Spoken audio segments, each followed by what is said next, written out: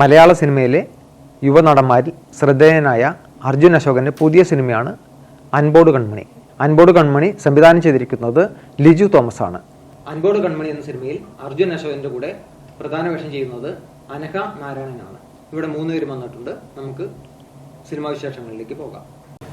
അൻപോട് കൺമണി എന്ന് നമുക്ക് കേൾക്കുമ്പോൾ ആദ്യം മനസ്സിൽ തോന്നുന്നത് ഒരു തമിഴ് സിനിമയാണെന്നാണ്. അപ്പോൾ അതിലെന്തെങ്കിലും ഒരു തമിഴിൻ്റെ പശ്ചാത്തലമുണ്ടോ? ഇല്ല, മെയിൻലി സോങ് ആണ് നമ്മുടെ മൈൻഡിലേക്ക് വരുന്നത്. ഗുണ ആ സിനിമയിലെ തമിഴായിട്ടൊരു ഇതുമില്ല, പക്ഷേ നമ്മുടെ കഥയുമായിട്ട് കൺമണിക്ക് ബന്ധമുണ്ട്. ഒരു ഹൃദയത്തിൽ ചേർത്ത് വെക്കാൻ പറ്റുന്ന ഒരു കഥയാണ്. അതുകൊണ്ടാണ് അങ്ങനെ ഒരു ടൈറ്റിലേക്ക് വന്നത്. ഈ പേരിലേക്ക് പോകാൻ എന്തെങ്കിലും പ്രത്യേക കാരണമുണ്ടോ? അല്ല, ഒരു ക്യൂട്ട് പേര് വേണമെന്നുണ്ടായിരുന്നു, അങ്ങനത്തെ ഒരു കഥ ആയതുകൊണ്ട് തന്നെ. അപ്പം കുറേ ആലോചിച്ചതിന് ശേഷം കിട്ടിയൊരു പേരാണിത്. അൻപോട് കൺമണി ഒരു വെറൈറ്റി തോന്നി, എല്ലാവർക്കും ഈസി കണക്റ്റ് ആവുന്നൊരു, ഒറ്റയടിക്ക് തന്നെ കണക്റ്റ് ആവുന്നൊരു പേര് പോലെ തോന്നി. അപ്പം അങ്ങനെ ഫിക്സ് ചെയ്തതാണ്. ഈ സിനിമയിലെ കഥ കേട്ടപ്പോൾ ആദ്യം മനസ്സിൽ തോന്നിയത് ഈ ഇതിലെ പ്രധാന കഥാപാത്രത്തോട് അത് എന്തൊക്കെ അഭിനയ സാധ്യതകൾ അതിൽ കണ്ടു? ഒരു സിനിമ എന്ന് പറയുമ്പോൾ മൊത്തം ഇപ്പം ഞാനിപ്പം ഭയങ്കരമായിട്ട് ഒറ്റയ്ക്ക് അഭിനയിച്ചിട്ട് കാര്യമില്ലല്ലോ. പടം മൊത്തത്തിൽ നന്നായി മാത്രമേ ഉള്ളൂ ഒരു ആൾക്കാരത് അക്സെപ്റ്റ് ചെയ്തു. അപ്പൊ മൊത്തത്തിൽ ഈ കഥ കേട്ടു, ക്യാരക്ടേഴ്സിന് എല്ലാവരും ഇഷ്ടപ്പെട്ടു. പിന്നെ ഡിജിറ്റൽ രണ്ടാമത്തെ പടമാണ് കവിതേശിന് ശേഷം. അപ്പൊ അങ്ങനെ എല്ലാം കൂടി ഒത്തു വന്നുകൊണ്ട് എനിക്ക് ചെയ്യാമെന്നുള്ളൊരു ക്യൂരിയോസിറ്റി ഉണ്ടായിട്ട് ഞാൻ യെസ് പറഞ്ഞൊരു സബ്ജക്റ്റാണ് അൻപോട്. ഒരു കഥ ഇന്നത് ചെയ്യാമെന്ന് നമ്മൾ തീരുമാനിക്കുമ്പോൾ അതിൽ എന്തെങ്കിലും മാനദണ്ഡങ്ങൾ നോക്കാറുണ്ടോ? വേണ്ട, അങ്ങനെ മാനദണ്ഡങ്ങളില്ല എന്ന് ഉദ്ദേശം. അല്ലാതെ വേണ്ട കഥ കേൾക്കുമ്പോ ബേസിക്കലി ആ കഥ എനിക്ക് കണക്ട് ചെയ്യണം, എനിക്ക് ഇഷ്ടപ്പെടണം. രണ്ടാമത്തെ കാര്യം എന്ന് വെച്ചാൽ ക്യാരക്ടർ ഞാൻ ഇതുവരെ ചെയ്യാത്ത ടൈപ്പ് ഓഫ് ക്യാരക്ടർ ആയിരിക്കണം എന്ന് ആഗ്രഹമുള്ള ഒരു വ്യക്തിയാണ്. അപ്പോൾ ഞാൻ ഈ കഥ കേൾക്കുന്ന സമയത്ത് ത്രിശങ്ക് എന്ന പടത്തിന്റെ സബ്ജക്ട് ഇപ്പൊ പടം ഷൂട്ട് കഴിയുന്ന സമയം കൊള്ളിച്ചാണ് ഈ കഥ കേൾക്കുന്നത്. അപ്പൊ ആ സമയത്ത് ഫാമിലി ഓറിയന്റഡ് പടങ്ങളാണ് കൂടുതൽ ചെയ്യണം. ഇപ്പോ റിലീസ് വെച്ച് നോക്കുമ്പോൾ അല്ലെങ്കിൽ ഷൂട്ടിംഗ് സമയത്ത് നോക്കുമ്പോൾ ഞാൻ ബ്രഹ്മയുഗം കഴിഞ്ഞിട്ടാണ് നേരെ ജോയിൻ ചെയ്യണം ഈ പടത്തിലേക്ക്. അപ്പൊ അങ്ങനെ നോക്കുകയാണെന്ന് വെച്ചാൽ ഓസ്ലർ ഷൂട്ട് കഴിഞ്ഞു, ബ്രഹ്മയുഗം കഴിഞ്ഞു, പിന്നെ എന്ന് സ്വന്തം പുണ്യാളൻ എന്ന പടവും കഴിഞ്ഞിട്ടാണ് നിൽക്കുന്നത്. അപ്പൊ ഇത്രയും ആ പടങ്ങൾ വെച്ച് നോക്കുമ്പോൾ ഒരു ഫാമിലി ഓറിയന്റഡ് പടം ഞാൻ ചെയ്തിട്ടില്ല ആ പീരീഡിൽ. അപ്പൊ എനിക്ക് ഓരോ ക്യാരക്ടേഴ്സ് മാറി മാറി ചെയ്യാനുള്ള ആഗ്രഹം കൊണ്ട് പിന്നെ എനിക്ക് ഒരു ഫാമിലി ഓറിയന്റഡ് പടം വേണം എന്നുള്ളൊരു ആഗ്രഹം ഉണ്ടായിരുന്നു. അപ്പോൾ ആ സമയം കൊള്ളിച്ച് തന്നെയാണ് അൻപോട് കൺമണി എന്ന പടം ഞാൻ ചെയ്തത്. അപ്പൊ എനിക്ക് അത്രയും പ്രിയപ്പെട്ടൊരു പടമാണ് ഒരുങ്ങിയിരിക്കുന്നത്. അപ്പൊ ബാക്കി അടുത്ത പരിപാടികളൊന്നും ചിന്തിച്ചിട്ടില്ല, ഇറങ്ങിയിട്ട് ബാക്കി ആലോചിക്കാലോ എന്ന രീതിയിലാണ്. ഈ അഭിനയം എനിക്ക് പറ്റിയ സംഭവമാണെന്ന് തോന്നിയ നിമിഷം ഇപ്പോഴും തോന്നിയിട്ടില്ല. സത്യം പറഞ്ഞാൽ ഇഷ്ടമുണ്ട്, എനിക്ക് ഭയങ്കര ഇഷ്ടമാണ് അഭിനയിക്കാൻ. ഇപ്പൊ ഭയങ്കരമായിട്ട് അത് ഭയങ്കര ഹരത്തിലേക്ക് കയറി. ഇപ്പോ കൂടുതലും ഓരോ പടം കഴിയുന്നതോറും നമ്മൾ എന്തെങ്കിലുമൊക്കെ ആയിട്ട് കൂടെയുള്ള ആക്ടേഴ്സിന്റെ അടുത്ത് എന്തെങ്കിലുമൊക്കെ ആയിട്ട് പഠിച്ചുകൊണ്ടിരിക്കും. അപ്പൊ ഇപ്പോഴും ആഗ്രഹവും പിന്നെ കൊതിയും അഭിനയത്തിനാണ്. അപ്പൊ ഈ കൊതിയെ കുറിച്ച് ആദ്യം അച്ഛനോട് പറഞ്ഞിട്ടുണ്ടാവില്ലേ? ഇല്ല, എനിക്ക് ആദ്യത്തെ 2 പടവും ഇങ്ങോട്ട് ദൈവം സഹായിച്ച് വന്നതാണ്. അപ്പൊ ആ സമയത്ത് അഭിനയത്തിനെ പറ്റി ചിന്തിച്ചിട്ടുണ്ടായില്ല. പിന്നെ 2 പടവും ഹിറ്റ് ആകാണ്ട് പോയപ്പോഴാണ് പതുക്കെ വേറെ എന്തെങ്കിലും പണിക്ക് പോകാലോ എന്നുള്ള ചിന്തയിൽ വന്നപ്പോ ആണ് അടുത്ത പരിപാടികളൊക്കെ നോക്കി ചെയ്യാൻ നിൽക്കുന്ന സമയം 3 വർഷം ഗ്യാപ്പൊക്കെ എടുത്തപ്പോഴാണ് പറവയിലേക്ക് ഒരു ചാൻസ് സബിക്ക് വഴി കിട്ടിയിട്ട് കയറുന്നത്. അവിടെ നിന്ന് എന്ത് ദൈവം സഹായിച്ച് ഇവിടം വരെ എത്തിയിട്ടുണ്ട്. ഇപ്പൊ ഈ സിനിമയുടെ ഒരു തറവാടിനെങ്കിലും മുറ്റത്തൊക്കെ നിൽക്കുന്ന ആളാണ് ഞങ്ങളൊക്കെ. സാറ് അതിന്റെ അകത്ത് അതിന്റെ അകത്ത് കയറിയാണ്. അപ്പം അതിനു മുമ്പ് ഈ തറവാടിന്റെ പുറത്ത് നിന്ന് കണ്ടിട്ടുണ്ട് അച്ഛൻ വഴി. അപ്പൊ ഈ അകത്ത് കയറിയപ്പോൾ ഒരു സിനിമാ ലോകവും പുറത്ത് നിന്നപ്പോൾ സിനിമാ ലോകം, സിനിമ എന്താണെന്ന് കൂടുതൽ അറിയാൻ പറ്റി. പുറത്ത് നിൽക്കുമ്പോൾ ഇത് എങ്ങനെ ഉണ്ടാക്കണം, അല്ലെങ്കിൽ ഇത് എങ്ങനെയാണ് ആൾക്കാരെ, ഇത് എത്ര ആൾക്കാരുടെ ഹാർഡ് വർക്ക് ആണെന്നുള്ളതൊന്നും നമ്മൾ അറിയില്ല. ഒരു പടം ഇറങ്ങുമ്പോൾ അതിൽ അഭിനയിച്ച ആൾക്കാരും അല്ലെങ്കിൽ മേജർ ടെക്നീഷ്യൻസിന്റെ പേരിലാണ് അറിയപ്പെടുന്നത്. പക്ഷെ ഇതിന്റെ പുറമെ ചായ കൊടുക്കുന്ന ചേട്ടൻ തൊട്ട് ആർട്ട് നോക്കുന്ന, ആർട്ട് ഉണ്ടാക്കുന്ന ചേട്ടനും, കോസ്റ്റ്യൂമിൽ ഡ്രസ്സ് എടുത്ത് തരുന്ന ചേട്ടനും, ചേച്ചിമാരും എല്ലാവരും മേക്കപ്പ് ഇടാൻ വരുന്നതും നമുക്ക് വേർപ്പൊപ്പാൻ വരുന്ന ചേട്ടനടക്കം കഠിനം എന്നല്ല, അവരെല്ലാവരും കൂടി ചെയ്യുന്ന ഒരു ജോലിയാണ്. ഇപ്പൊ എല്ലാവരും അവരവരെ ജോലി വൃത്തിയായിട്ട് ചെയ്താൽ മാത്രമേ നമ്മൾ അത് ഫ്രഷ് ആയിട്ട് അവിടെ നിൽക്കുള്ളൂ, അല്ലെങ്കിൽ നമുക്ക് നമ്മളെ രീതിക്ക് കണ്ടിന്യൂറ്റി അടക്കം പിടിച്ച് നിൽക്കാൻ പറ്റുള്ളൂ.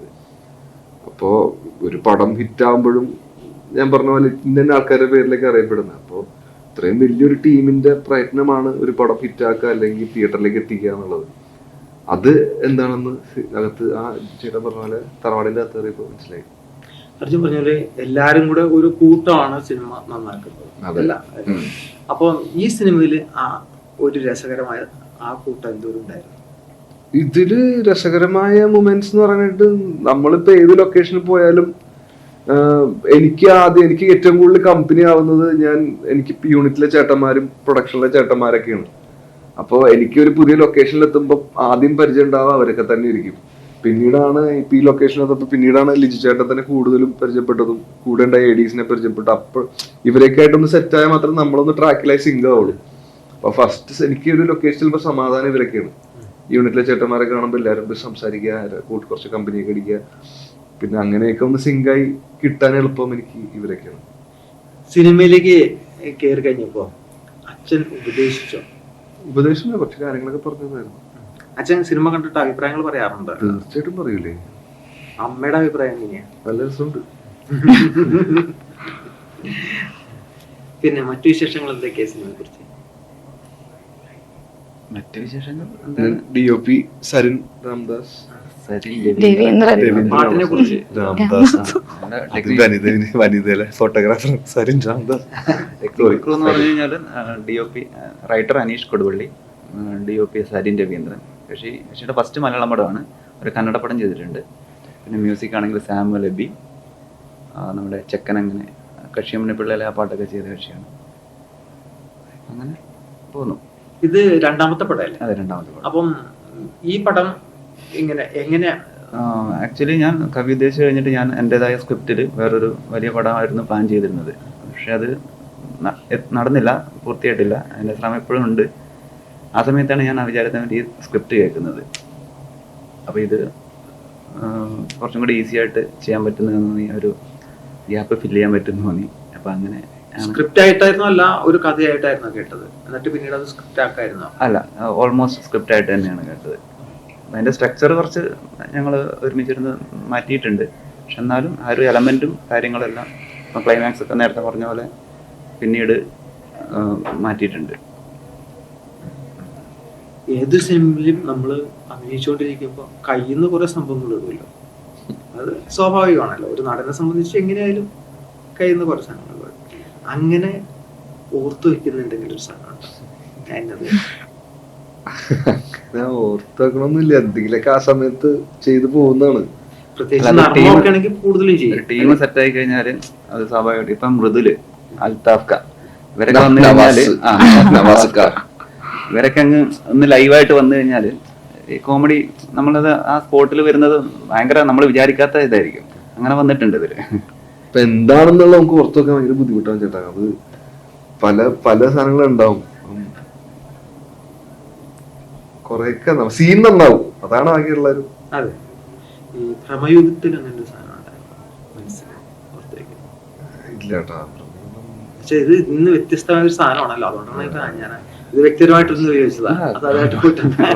പല ഏരിയകളിലും ഭയങ്കര സ്പെഷ്യൽ ആയിരുന്നു. കൂടുതലും മമ്മൂക്കയുടെ അഭിനയം കാണാനായിരുന്നു ഏറ്റവും കൂടുതൽ കൗതുകം. അതെങ്ങനെ ഏറ്റവും മേജറായിട്ട് ഓർത്ത് വെക്കുന്നത്. പിന്നെ ഈ സിനിമയെ കുറിച്ച് മറ്റു വിശേഷങ്ങൾ എന്തെങ്കിലും ഉണ്ടോ? മറ്റു വിശേഷം എന്ന് പറയാൻ ഡേറ്റ് ഉടനെ അനൗൺസ് ചെയ്യും.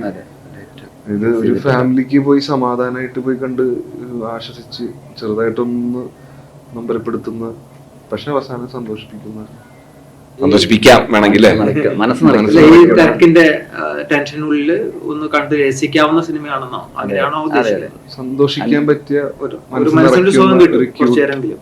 ക്യൂട്ട് സിമ്പിൾ പടമാണ്. തിയേറ്ററിൽ നിന്ന് പോകുമ്പോഴും മനസ്സിലൊരു ചെറിയൊരു വേദന സുഖമൊക്കെ ഉണ്ടാവും. അൻപോട് കൺമണി, ഹൃദയപൂർവ്വം അങ്ങനെ എന്തെങ്കിലും അർത്ഥം ചേർത്ത് വെക്കുന്ന, ആ പാട്ടിനോട് ഹൃദയത്തോട് ചേർത്ത് വെക്കുന്ന, ചേർത്ത് വെക്കാൻ പറ്റുന്ന ഒരു പടമായിരിക്കും ഉറപ്പായിട്ടും.